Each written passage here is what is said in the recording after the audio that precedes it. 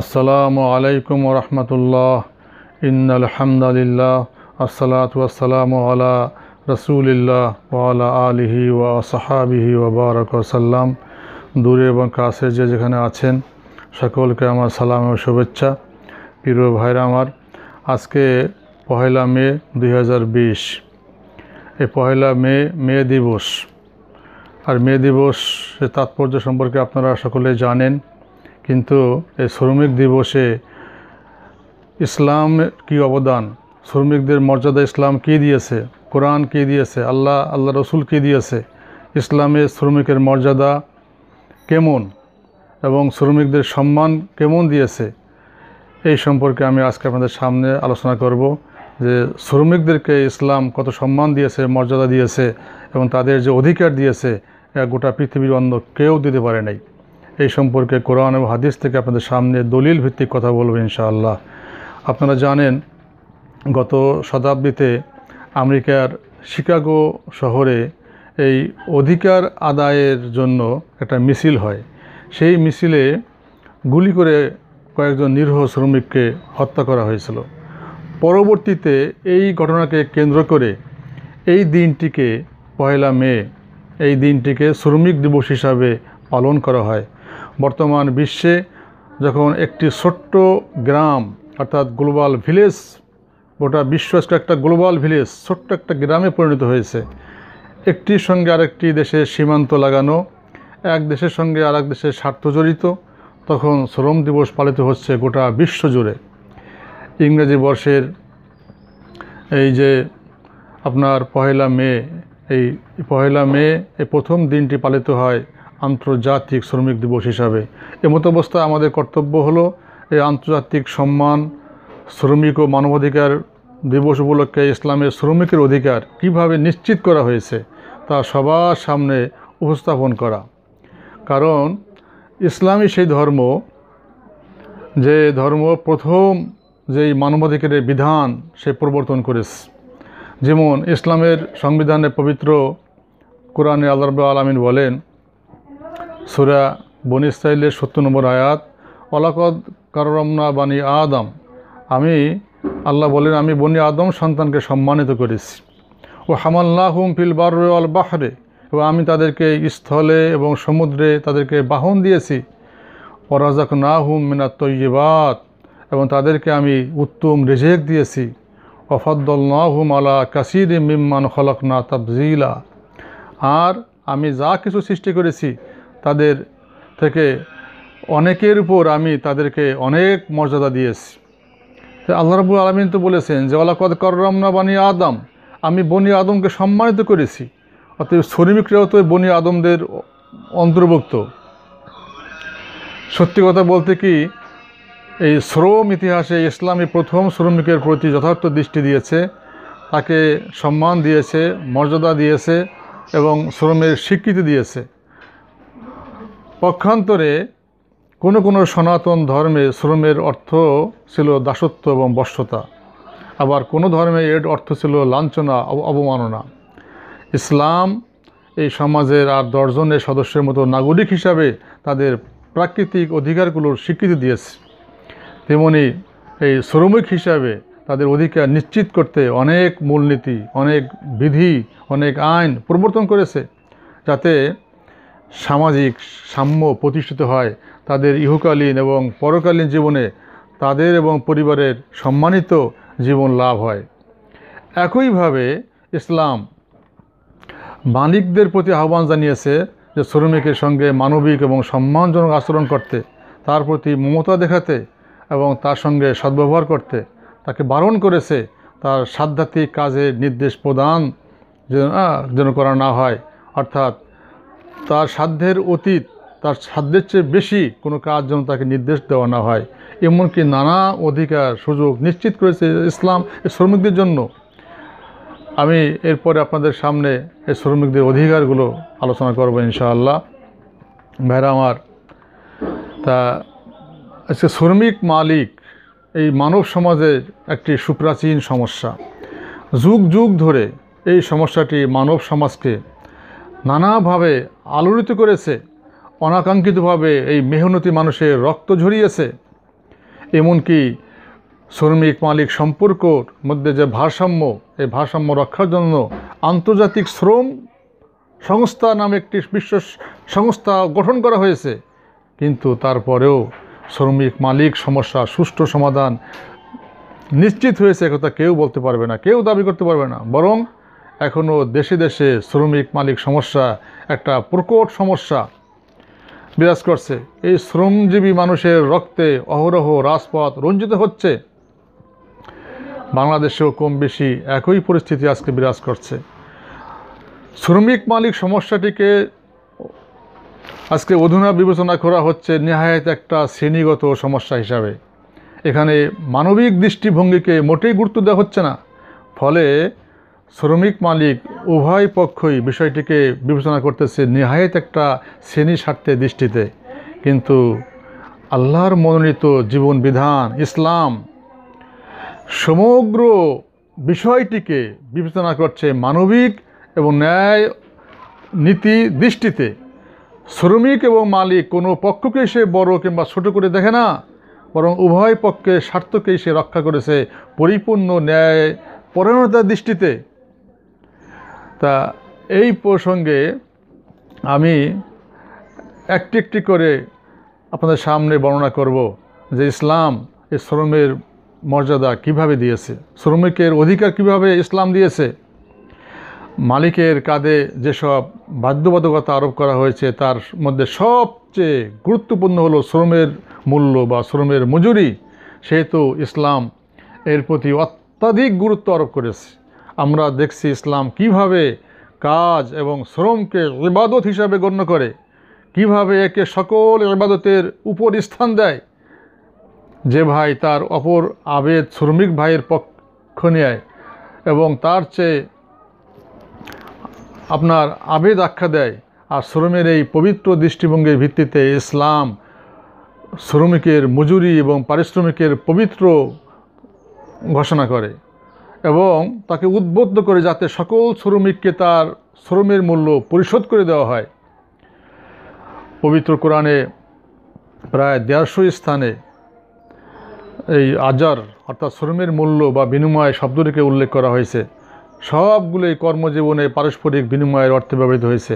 এদিকে অধিকাংশ অর্থে তা আপনার পার্থিব জীবনের নানা পর্বে আপনার তার স্বল্প দৈর্ঘ্য স্থায়িত্ব বিষয়ে আলোচনা করা হয়েছে। এই যে কর্মজীবনের নানা বিনিময়ের অর্থে এর ব্যবহারের দৃষ্টান্ত কোরআন ও হাদিসে ব্যাপক হারে বিদ্যমান।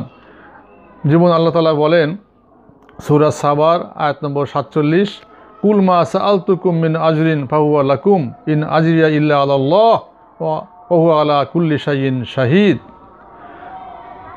কুল, তুমি বলে দাও, মা সাআলতুকুম মিন আজরিন ফাহুয়া লাকুম, আমি তোমাদের কাছে কোনো প্রতিদান চাইনি, বরং তা তোমাদেরই। আর প্রতিদান তো কেবল আল্লাহর নিকট। ইন আজরিয়া ইল্লা আলাল্লাহ, প্রতিদান তো সে আল্লাহর নিকট। ওহু আলা কুল্লি শাইইন শাহিদ, এবং তিনি সব কিছুর উপর সাক্ষী। অপর জায়গায় শুআয়ব আলাইহিস সালাম এবং মূসা আলাইহিস সালামের ঘটনার বর্ণনায় আল্লাহ রাব্বুল আলামিন ইরশাদ করেন যে ওই নারীদ্বয়ের একজন লাজুকভাবে হেঁটে তার কাছে এসে বলল যে আমার পিতা আপনাকে ডাকছে যেন তিনি আপনাকে পারিশ্রমিক দিতে পারেন। অর্থাৎ মূসা আলাইহিস সালাম যখন তিনি একটি নারীকে তার উটের পানি খাওয়ানোর জন্য কূপ থেকে উঠিয়ে দিলেন, তখন সেই নারী বাড়ি গিয়ে তার পিতা শুআয়ব আলাইহিস সালামকে বললেন যে একজন যুবক সে আমার কাজ করে দিয়েছে, শ্রম দিয়েছে। তখন শুআয়ব আলাইহিস সালাম বললেন সে যুবককে ডেকে নিয়ে আসো। তখন তার কন্যা শুআয়ব আলাইহিস সালামের কন্যা পরবর্তীতে যিনি মূসা আলাইহিস সালামের স্ত্রী হয়েছেন তিনি এসে বললেন যে আমার পিতা আপনাকে ডাকছেন যিনি আপনাকে আপনার পারিশ্রমিক দিতে পারেন, আমাদের পশুগুলোকে আপনি যে পানি পান করিয়েছেন তার বিনিময়ে। অর্থাৎ একজন নবী তিনিও শ্রম দিয়েছেন এবং তাকে তার শ্রমের মূল্য দেওয়া হয়েছে। মূসা আলাইহিস সালাম আপনার শুআয়ব আলাইহিস সালামের বাড়িতে দীর্ঘদিন শ্রমের কাজ করেছেন। এই জন্য নবী রাসূলুল্লাহ তো শ্রম করেছেন, কাজ করেছেন, ভেড়া বকরি চড়িয়েছেন, রাখালে কাজ করেছেন।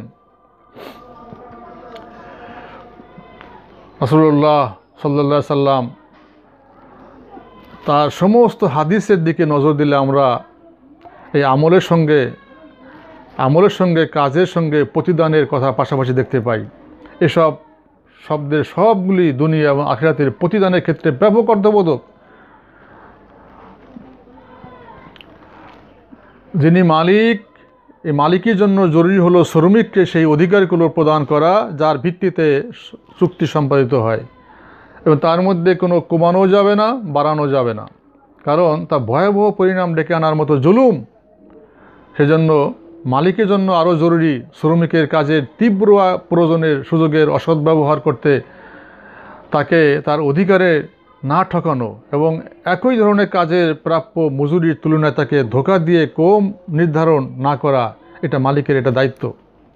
কেননা ইসলাম সর্বপ্রকার ধোঁকা এবং প্রতারণাকে হারাম ঘোষণা করেছে এবং সে বাস্তবায়ন করেছে যে লা দররা ওলা দিরারা, অর্থাৎ ক্ষতি করব না, ক্ষতির শিকারও হব না। ইসলামের হচ্ছে এই নীতি। একইভাবে তার জন্য আরও জরুরি যে শ্রমিকের পাওনা হেফাজত করা যখন সে অনুপস্থিত থাকে, অর্থাৎ শ্রমিকের পাওনাকে সে হেফাজত করবে, সংরক্ষণ করে রাখবে যখন শ্রমিক অনুপস্থিত থাকে কিংবা এর কথা ভুলে যায়, এবং কাজ শেষে কিংবা নির্ধারিত মেয়াদ পূরণ হওয়ার পর মজুরি দিতে টালবাহানা বা বিলম্ব না করা, এটা ইসলামের নীতি। তেমনি চুক্তির পরিমাণের চেয়ে বেশি কাজ করলে তার অতিরিক্ত বিনিময় প্রদানে কোনোরকম কুণ্ঠাবোধ করা যাবে না, কৃপণতা করা যাবে না। কেননা আল্লাহ তাআলা আমাদেরকে প্রত্যেক শ্রমের মর্যাদা দিতে বলেছেন, সব কাজের প্রতিদান তিনি দেওয়ার জন্য নির্দেশ দিয়েছেন। আল্লাহ রাব্বুল আলামিন সূরা মায়দার 1 নম্বর আয়াতে বলেন, ইয়া আইয়ুহাল্লাযিনা আমানু আউফু বিল উকুদ, হে ঈমানদারগণ তোমরা তোমাদের চুক্তিসমূহ পূর্ণ করো, আল্লাহ রাব্বুল আলামিন বলেছেন। আর হাদিসে রাসূলুল্লাহ সাল্লাল্লাহু আলাইহি সাল্লাম বলেছেন যে ধনী ব্যক্তির পক্ষ থেকে কারো পাওনা প্রদানে টালবাহানা করা জুলুম, আর যখন তোমাদের কোনো আদায় করতে সক্ষম ব্যক্তির প্রতি ন্যস্ত করা হয় তখন সেজন্য তা অনুসরণ করে। অপর একটি হাদিসে এসেছে যে মহান আল্লাহ বলেন তিনজন ব্যক্তি তাদের বিপক্ষে থাকবো কিয়ামতের দিন। হাদিসের মধ্যে এটা এসেছে যে আল্লাহ তাআলা বলেন যে আমি 3 জন লোকের বিপক্ষে থাকবো কিয়ামতের দিন। তার মধ্যে একজন হচ্ছে যাকে আমার জন্য প্রদান করার পর সে তার সাথে গাদ্দারি করেছে, আর 2 নম্বর হচ্ছে যে কোনো স্বাধীন ব্যক্তিকে বিক্রি করে তার অর্থ সে খেয়ে ফেলেছে, আর 3 নম্বর হচ্ছে সেই ব্যক্তি যে কাউকে কর্মচারী নিয়োগ করার পর তার থেকে তার কাজ বুঝে নিয়েছে অথচ সে তাকে তার প্রাপ্য দেয় নাই, অর্থাৎ শ্রমের যে বিনিময় তার অর্থ পারিশ্রমিক এটা তাকে দেয় নাই, তার বিরুদ্ধে কিয়ামতের ময়দানে আল্লাহ রাব্বুল আলামিন আল্লাহ এবং আল্লাহর রাসূল থাকবেন। অপর একটি হাদিসে রাসূলুল্লাহ সাল্লাল্লাহু আলাইহি সাল্লাম বলেন, আগাতুল আজিরা উজরা, শ্রমিককে তার শ্রমের প্রাপ্য তার ঘাম শুকিয়ে যাওয়ার আগেই দিয়ে দাও। শ্রমিকের অর্থাৎ মালিকের জন্য জরুরি হলো শ্রমিকের স্বাস্থ্যের জন্য ক্ষতিকর কিংবা কাজে অক্ষম বানানোর মতো কাজ তাকে বাধ্য না করা। অর্থাৎ একজন শ্রমিক সে কাজ করতে পারতেছে না, তাকে ওই কাজ করতে বাধ্য করা যাবে না। মালিক যখন তার প্রতি এমন কাজের দায়িত্ব অর্পণ করেন যা তাকে বাধ্যতামূলকভাবে করতে হয় এবং যার ফলে পরবর্তীতে তার স্বাস্থ্য এবং ভবিষ্যতের উপর একটা নেতিবাচক প্রভাব পড়ে, তার স্বাস্থ্য নষ্ট হয়ে যায়, তবে তার অধিকার রয়েছে যে চুক্তি বাতিল করা কিংবা বিষয়টি দায়িত্বশীলদের সাথে উত্থাপন করার, যাতে করে তারা তার উপর থেকে শ্রম অর্থাৎ মালিকের অনিষ্ট রোধ করতে পারে। মালিকের এটা অনুমতি নাই যে তিনি কাজ চলাকালে কোনো রোগ বা বার্ধক্য হওয়ার কারণে বা তার ক্ষমতা কম হয়ে যাওয়ার কারণে কোনো শ্রমিককে তার কাজ থেকে অব্যাহতি দিবেন। কোনো শ্রমিক কাজ করতে গিয়ে রোগাক্রান্ত হয়ে পড়েছে, কাজ করতে করতে রোগাক্রান্ত হয়ে পড়েছে বা বৃদ্ধ হয়ে গেছে, অসুস্থ হয়ে পড়েছে, এই অবস্থায় মালিকের এটা ক্ষমতা নেই যে এই অসুস্থ হওয়ার কারণে বা বৃদ্ধ হওয়ার কারণে বা তার ক্ষমতা কমে যাওয়ার কারণে তাকে কাজ থেকে তাকে আউট করে দেবে, তাকে বরখাস্ত করবে বা তাকে ছাঁটাই করবে, এটা অধিকার নাই। ইসলাম এটা সমর্থন করে না। সাধারণ নিয়ম হলো মালিক যখন কোনো যুবকের সঙ্গে কাজে চুক্তিতে আবদ্ধ হবে আর সে তার কাজে নিজের যৌবন কাটিয়ে দিবে, এরপর যখন সে বৃদ্ধ হবে এবং তার কাজের মধ্যে একটা অবসন্নতা চলে আসবে, তখন মালিক তাকে কাজ থেকে বরখাস্ত করতে পারবে না। এবং তার করণীয় হলো শ্রমিকের সেই বুড়োকালের উৎপাদনেও তেমনি সন্তুষ্ট হইতে হবে যেমন সে সন্তুষ্ট হয়েছিল তার যৌবনকালের কাজে। তার যৌবনকালের কাজে যেমন সন্তুষ্ট ছিল, তার বৃদ্ধকালের কাজেও তাকে সন্তুষ্ট থাকতে হবে। মালিকের আরেকটি কর্তব্য হলো শ্রমিকের সম্মান রক্ষা করা। অতএব তাকে কোনো অবমাননা বা লাঞ্ছনাকর কিংবা দাস সুলভ, গোলাম সুলভ তাকে কাজে খাটানো যাবে না। ইসলাম এবং ইসলামের মহান ব্যক্তিদের জীবনে এবং অনেক দৃষ্টান্ত রয়েছে যে এই ক্ষেত্রে ব্যক্তি এবং ব্যক্তিতে সমান অধিকারের এই মূল নীতি সমর্থন করেছে। যেমন রাসূলুল্লাহ সাল্লাল্লাহু আলাইহি সাল্লাম শ্রমিক এবং কাজের লোকের সঙ্গে আহার করতেন, তার কাজের বোঝা লাঘবে সরাসরি সহযোগিতা করতেন।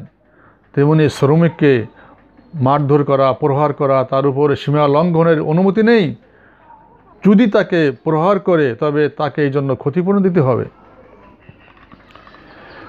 মালিকের আরেকটি অবশ্য পালনীয় কর্তব্য হলো শ্রমিককে তার উপরে আল্লাহর যে ফরজ ইবাদত, এই ফরজ ইবাদত যেমন সালাত, সিয়াম, অন্যান্য যত ইবাদত আছে, হজ, এইগুলো সম্পাদনের সুযোগ প্রদান করতে হবে। মনে রাখবেন, একজন দিনদার এবং ধর্মপরায়ণ ব্যক্তি অন্য যে কোনো কারোর চেয়ে নিজ দায়িত্ব পালনে বেশি আন্তরিক, কারণ সে সবার জন্য মঙ্গল সাধনা করে, আপনার সবার জন্য সে দায়িত্ব নিয়ে কাজ করে। তার নিষ্ঠা, তার বিশ্বস্ততা, তার আমানতদারি এবং তার চুক্তি রক্ষার প্রচেষ্টা সঙ্গত কারণে সবার চেয়ে বেশি হয়। এই জন্য যারা দিনদার, ইমানদার, যারা তারা যেমন আল্লাহর গোলামি করে তেমন তার দুনিয়ার যিনি মালিকেরও গোলামি করে, এবং তাদের এই জন্য ডবল সওয়াব। যেই ব্যক্তি আল্লাহর গোলামি করবে এবং দুনিয়ার কোনো মানুষেরও গোলামি করবে এবং পারিশ্রমিক নেবে, দুইজনের দায়িত্ব সুমভাবে পালন করবে। আল্লাহর গোলামি করতে গিয়ে তার আল্লাহর সমস্ত হুকুম হাকাম সঠিকভাবে পালন করবে, আর দুনিয়ায় যার গোলাম, দুনিয়ায় যার অধীনে শ্রম দেয়, তারও দায়িত্ব সঠিকভাবে পালন করে, এই ব্যক্তির দ্বিগুণ সওয়াব। সাবধান হে মালিক ভাই, আপনার অবস্থান যেন আল্লাহর ইবাদত কিংবা ইসলামের প্রতীক রক্ষার কাজে বাধা প্রদানকারীদের পক্ষে না যায়। কোনো শ্রমিকের কোনো ইসলাম পালনে বাধা দিবেন না, তার নামাজ পড়ার কাজে তাকে সময় দিবেন। একটা লোক 18 ঘন্টা কাজ করে, 14 ঘন্টা কাজ করে, 12 ঘন্টা কাজ করে, আর তার এক ওয়াক্ত নামাজ পড়তে 5 মিনিট সময় লাগে। এই 5টা মিনিট কেন আপনি সময় দেবেন না? তার ইবাদতে বাধা দেবেন না। অনেক জায়গা থেকে আমরা বিভিন্ন মাধ্যমে জানতে পারি যে অনেক অফিসের কর্মকর্তা কর্মচারীকে নামাজের সময় দেওয়া হয় না, ইবাদত বন্দি করার সময় দেওয়া হয় না। এটা অন্যায়, এটা অন্যায়। আল্লাহ রাব্বুল আলামিন সূরা ইব্রাহিমের 3 নম্বর আয়াতে বলেছেন, আল্লাযীনা ইস্তাহিব্বুনাল হায়াতাদ দুনিয়া আলাল আখিরাহ, যারা দুনিয়ার জীবনকে আখিরাত থেকে অধিক পছন্দ করে, ওয়া ইয়াসুদ্দুনা আন সাবিলিল্লাহ, এবং তারা আল্লাহর পথে বাধা দেয়, আল্লাহর কাজে বাধা দেয়, ওয়া ইয়াবগুনাহা ইয়াওয়াজা, এবং তার মধ্যে বক্রতার সন্ধান করে, উলাইকা ফি দালালিম বাঈদ, তারা ঘোরতর গুমরাহির মধ্যে নিমজ্জিত রয়েছে। অর্থাৎ সৎ কাজে বাধা না দিয়ে বরং তাতে নির্দেশ দিতে হবে যে যাও তুমি নামাজ পড়ে আসো, তুমি নামাজ পড়ে আসো। অর্থাৎ প্রত্যেকটা মালিককে তার অধীনস্থ যারা কর্মচারী কর্মকর্তা আছেন তাদের সম্পর্কে আল্লাহ কাল কিয়ামতের মধ্যে জিজ্ঞাসা করা হবে। আল্লাহ রাব্বুল আলামিন জিজ্ঞাসা করবেন, কুল্লুকুম রাইন, প্রত্যেকেই রাখাল, কুল্লুকুম মাসউলুন আন রাইয়াতিহি, প্রত্যেকেই পরিচালক এবং প্রত্যেককে তার অধীনস্থদের ব্যাপারে জিজ্ঞাসা করা হবে। হাদিসের মধ্যে আসছে, কুল্লু মাসউলুন আন রাইয়াতিহি, প্রত্যেককে তার অধীনস্থদের ব্যাপারে প্রশ্ন করা হবে, জিজ্ঞাসা করা হবে কাল কিয়ামতের ময়দানে, যে তোমার অধীনে যারা ছিল তাদেরকে তুমি কিভাবে পরিচালনা করেছো, তাদেরকে তুমি নামাজের নির্দেশ দিয়েছো কিনা, তাদেরকে ইসলামের পথে চলার জন্য উদ্বুদ্ধ করেছো কিনা, উৎসাহিত করেছো কিনা, তুমি দিনের দাওয়াত দিয়েছো কিনা। না হলে প্রত্যেকটা অফিসে যারা বস, প্রত্যেকটি মালিক তার অধীনস্থদের ব্যাপারে কাল কিয়ামতের ময়দানে জিজ্ঞাসিত হবে এবং ধরা পড়ে যাবে। সূরা আল আলাকের 11 নম্বর থেকে 14 নম্বর আয়াতে আল্লাহ রাব্বুল আলামিন বলেন, আর ওয়াইতা ইনকানা আলাল হুদা, তুমি কি দেখেছো যদি সে হিদায়াতের উপরে থাকে, আও আমারা বিত তাকওয়া, অথবা তাকওয়ার নির্দেশ দেয়, আর ওয়াইতা ইন কাজ্জাবা ওয়া তাওয়াল্লা, যদি সে মিথ্যারোপ করে এবং মুখ ফিরিয়ে নেয়, আলাম ইয়া আলাম বি আন্নাল্লাহ ইয়ারা, সে কি জানে না নিঃসন্দেহে আল্লাহ সব দেখছেন। অর্থাৎ আল্লাহ সব দেখছেন, কোন মালিক কি করতেছে, তার অধীনস্থদের ব্যাপারে কি আচরণ করতেছে, আল্লাহ রাব্বুল আলামিন সব দেখেন। অর্থাৎ মালিক এবং শ্রমিকদের আচার আচরণ আল্লাহ রাব্বুল আলামিন পর্যবেক্ষণ করেন, সুন্দর উপায়ে তাদেরকে নিজ ধর্মীয় তাদের শিষ্টাচার আঁকড়ে ধরতে উদ্বুদ্ধ করবেন। মালিক তার অধীনস্থদের ব্যাপারে তাদের ধর্মীয় আচার আচরণ যেন সুন্দরভাবে করে, এই করার ব্যাপারে তাদেরকে উদ্বুদ্ধ করবেন। কেননা শ্রমিকদের দিনদারির অনুভূতির লালন অনুশীলনের মাধ্যমে তাদের কাজের মনোযোগ আরও বাড়বে, এটি তাদের আপন কাজে আরও বিশাল নিষ্ঠাবান হবে আর কাজের স্বার্থ রক্ষায় অধিক যত্নবান বানাবে। অতএব কাজের সময় ধর্ম পালন করলে কোনো ক্ষতি নাই, বরং আরও উপকার। যে ধর্ম পালন করবে সেই শ্রমিক কোনোদিনও মালিকের কাজে ফাঁকি দেবে না। শ্রম বা কাজ সম্পর্কিত ইসলামী বিধানগুলো কেবল শ্রমিকের অধিকার সংশ্লিষ্ট নিয়মাবলীর মধ্যে সীমিত থাকে নাই, বরং এর বিধান পদ্ধতিগতভাবে বিধিবিধানগুলো আর আপনার যারা শ্রমিক, এই শ্রমিকদের জন্য চলে আসছে। অর্থাৎ শ্রমিকদের ব্যাপারেও ইসলামের নীতি আছে, আর যারা মালিক তাদের পক্ষে তাদের জন্য নীতিমালা আছে। সেহেতু ইসলাম চুক্তির পক্ষগুলোকে একেবারে ছেড়ে দেয় নাই, বরং তাদের জন্য নিজেদের অধিকারগুলো সহজে পাওয়ার পথ প্রশস্ত করেছে, হোক তা স্বেচ্ছায় কিংবা আদালতের ফয়সালায়। পাশাপাশি তাদের অধিকার সমূহ সংরক্ষণে অত্যাধিক আগ্রহ দেখিয়েছে এবং এইসব অধিকার রক্ষায় সর্বপ্রকার উপায় ও পদ্ধতি অবলম্বন করেছে। আর এই উপায়গুলোর মধ্যে রয়েছে মানুষের মাঝে অধিকার এবং ইনসাফ প্রতিষ্ঠা করা, কেননা অধিকার এবং ইনসাফ বাস্তবায়নের মাধ্যমেই কেবল প্রশান্তি ছড়ায়, নিরাপত্তা প্রতিষ্ঠা পায়, সমাজে একে অপরের মধ্যে বন্ধন মজবুত হয়, মালিক এবং শ্রমিকের মধ্যে আস্থা মজবুত হয়, সম্পদ উন্নত হয়, সচ্ছলতা বৃদ্ধি পায় এবং পরিস্থিতি শান্ত হয়। ফলে কেউ অস্থিরতার মধ্যে আর পতিত হয় না। শ্রম এবং উৎপাদনে মালিক এবং শ্রমিক প্রত্যেকেই নিজ নিজ লক্ষ্যে ধাবিত হয়। পথ পরিক্রমায় এমন কিছু সৃষ্টি হয় না যা শ্রমিকের কর্ম স্পৃহাকে ভোতা করে দেয় বা মালিকের উত্থানকে বাধাগ্রস্ত করে। বিভিন্ন আয়াত এবং হাদিসে এই ইনসাফ এবং ন্যায় প্রতিষ্ঠার প্রতি উদ্বুদ্ধ করা হয়েছে। জুলুম এবং বঞ্চিত করার মানসিকতা থেকে সতর্ক করা হয়েছে।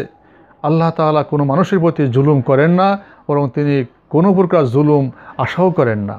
এই ব্যাপারে আল্লাহ রাব্বুল আলামিন সূরা আল মুমিনের 31 নম্বর আয়াতে বলেছেন, আমাল্লাহু ইউরিদু যুলমান লিল ইবাদ, আর আল্লাহ বান্দাদের উপর কোনো প্রকার জুলুম করতে চান না।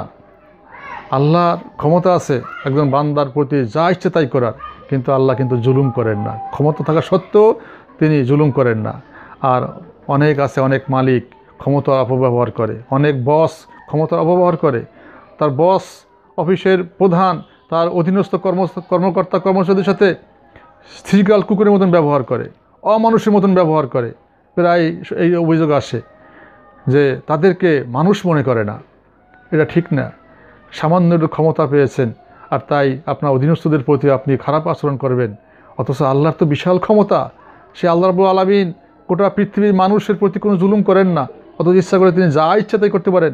আর তিনি তাকে জবাবদিহি করার মতো পৃথিবীতে কোনো শক্তি নাই যে তুমি আল্লাহ এটা কেন করলা, ওটা কেন করলা। কিন্তু আল্লাহ ইচ্ছা করলে অনেক কিছু করা পারেন, সে ক্ষমতা আছে, তিনি ক্ষমতা প্রয়োগ করেন না। কিন্তু আমাদের মধ্যে অনেকেই আছে আমরা ক্ষমতার অপব্যবহার করি। হযরতে আবু যর গিফারি রাদিয়াল্লাহু তাআলা আনহু থেকে বর্ণিত, রাসূলুল্লাহ সাল্লাল্লাহু আলাইহি সাল্লাম বলেন, আল্লাহ তাআলা ইরশাদ করেন, ইয়া ইবাদি, হে আমার বান্দা, ইন্নী হাররামতু যুলমা আলা নাফসি, যে আমি নিজের উপরে জুলুম করাকে হারাম করে দিয়েছি। ইন্নী হাররামতু যুলমা আলা নাফসি, আমি নিজের উপরে জুলুম করা হারাম করে দিয়েছি। অর্থাৎ আমি কারোর উপরে জুলুম করি না, এটা আমি হারাম, আমার নিজের উপরে হারাম করে দিয়েছি। ওয়া জাআলতুহু বাইনাকুম মুহাররামা, আর একে আমি তোমাদের মাঝেও আমি হারাম করে দিয়েছি, তোমরাও জুলুম করতে পারবা না। ফালা তাজালামু, অতএব তোমরা পরস্পর জুলুম করো না।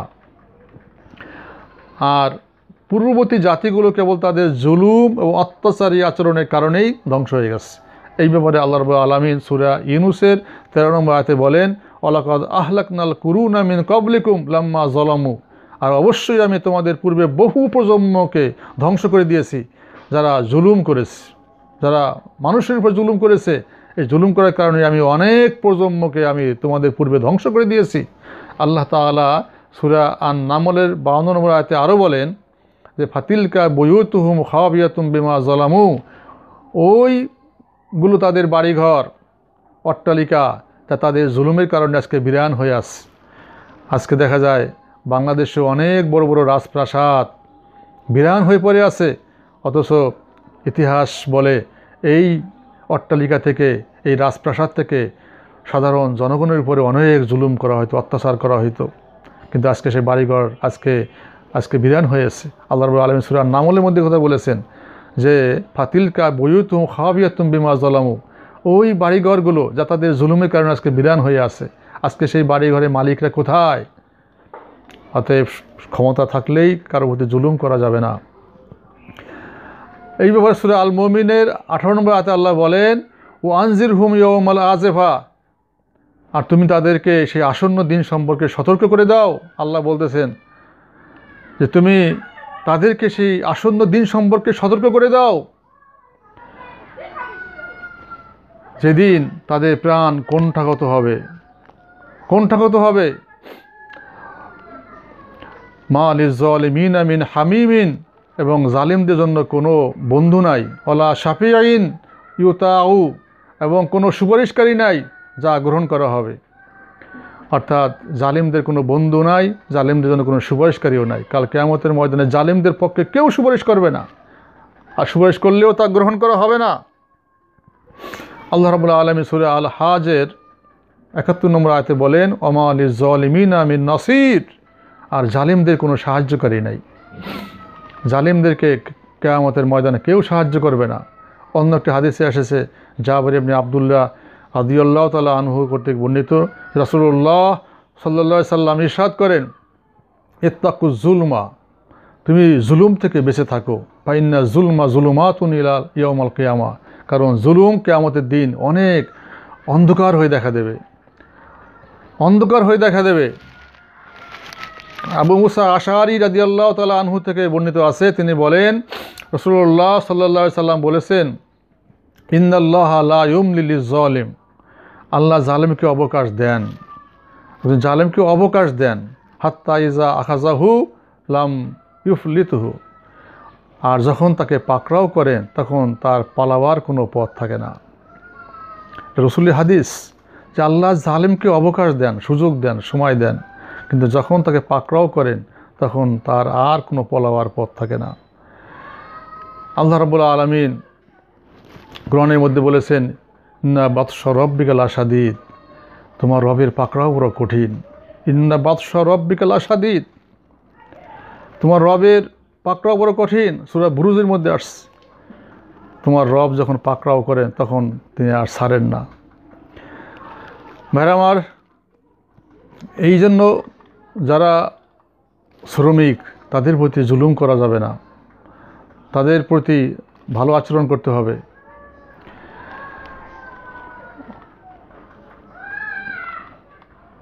আল্লাহ রাব্বুল আলামিন যুগে যুগে অনেক জালিমকে আল্লাহ এইভাবে ধ্বংস করে দিয়েছেন এই জুলুম করার কারণে।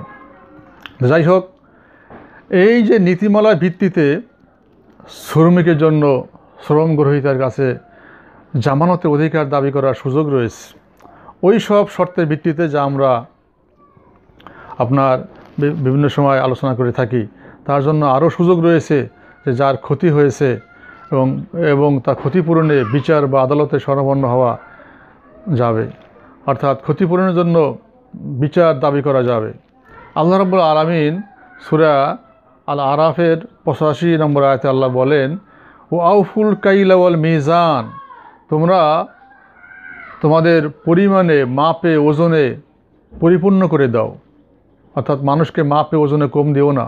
আউফুল কাইলা ওয়াল মিজান, তোমরা পরিমাপ করার ক্ষেত্রে ওজন করার ক্ষেত্রে তোমরা পরিপূর্ণভাবে দিয়ে দাও। ওয়ালা তাবখাসুন নাস, তোমরা মানুষকে তার পণ্যে কম দেবে না, এটা আল্লাহর অর্ডার। ওয়ালা তাবখাসুন নাস আশিয়াহুম ওয়ালা তুফসিদু ফিল আরদি বা'দা ইসলাহিহা, আর জমিনে সংশোধন হয়ে যাওয়ার পরে সেখানে তুমি ফাসাদ সৃষ্টি করবে না। ফাসাদ সৃষ্টি করাও এটা অনেক বড় অপরাধ। সন্ত্রাস সৃষ্টি করা, ফাসাদ সৃষ্টি করা, ঝামেলা পাকানো, গণ্ডগোল করা, ফাসাদ সৃষ্টি করা, এগুলো অনেক বড় অপরাধ। অতএব শ্রমিকদেরকেও কোনো ফাসাদ সৃষ্টি করা যাবে না, আর মালিকদেরকেও কোনো ফাসাদ সৃষ্টি করা যাবে না। আর যিনি শ্রমিক কাজ করেন তিনি ওজনে কম দেবেন না, মাপে কম দেবেন না। কোনো ব্যবসায়ী ওজনে কম দেবেন না, মাপে কম দেবেন না, এটা আল্লাহর অর্ডার। এইভাবে ইসলাম শ্রমিকের অধিকার সম্মান রক্ষা করেছে, তার সম্মানিত জীবন নিশ্চিত করেছে, সর্বোপরি সামাজিক ইনসাফ কায়েম করেছে। অর্থনৈতিক মুক্তির মাধ্যমে সামাজিক শান্তি এবং রাষ্ট্রীয় সমৃদ্ধি অর্জন কেবল তখনই সম্ভব হবে যখন শ্রমিকের প্রতি ইসলামের এই অনুপম উদার দৃষ্টিভঙ্গি বাস্তবে রূপায়িত হবে। কারণ ইসলামে শ্রম যদি হয় ব্যক্তির দায়িত্ব, তবে রাষ্ট্রের দায়িত্ব আগ্রহী প্রতিটি ব্যক্তির জন্য কর্মের সংস্থান করা, এটা রাষ্ট্রের দায়িত্ব। ব্যক্তি যদি দায়িত্ব হয় কাজে নিষ্ঠার পরিচয় দেওয়া, তবে রাষ্ট্রের দায়িত্ব সম্পদ ও মালিকানা সুষম বন্টন করা। কাজ যদি হয় উৎপাদনের প্রধান স্তম্ভ, তবে রাষ্ট্রের দায়িত্ব মানব সম্পদের উন্নয়ন ঘটানো, যারা কাজের মান বাড়াবে এবং তার প্রতি যত্ন নেবে। শ্রমিক যদি হয় প্রকৃত সম্পদ, রাষ্ট্রের সম্পদ, তবে রাষ্ট্রের দায়িত্ব খেটে খাওয়া লোকগুলোর উপর চলমান জুলুম বন্ধ করা, তাদের মজুরি বৃদ্ধি করা এবং সমান সুযোগ সুবিধা সুস্বাস্থ্য রক্ষার উদ্যোগ নেওয়া। শ্রমিক যদি হয় খেটে খাওয়া আপনার শ্রেণী, তাহলে রাষ্ট্রের দায়িত্ব তার পরিবারের জন্য খাদ্য নিরাপত্তা নিশ্চিত করা। পরিশেষে আল্লাহর কাছে প্রার্থনা করি, দোয়া করি, তিনি যেন আমাদের এই জাতীয় জীবন থেকে দুশ্চিন্তা দূর করেন এবং বিপদগ্রস্তের বিপদ অপসারিত করেন এবং পরিশ্রমী ব্যক্তিদের শান্ত সম্মানিত জীবনের প্রত্যাশা পূরণ করেন। আমিন। ওয়া মা আলাইনা ইল্লাল বালাগ। আসসালামু আলাইকুম ওয়া রাহমাতুল্লাহি ওয়া বারাকাতুহু।